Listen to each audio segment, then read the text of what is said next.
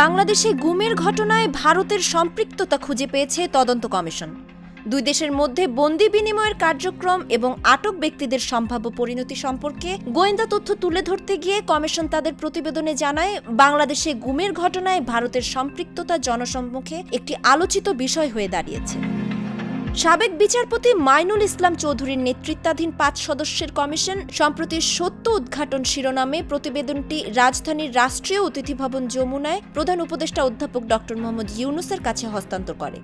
Commission জানিয়েছে, আইন শৃঙ্খলা রক্ষাকারী বাহিনীর মধ্যে এ বিষয়ে একটি জোরালো ইঙ্গিত রয়েছে যে কিছু বন্দী এখনও ভারতের জেলে থাকতে পারে।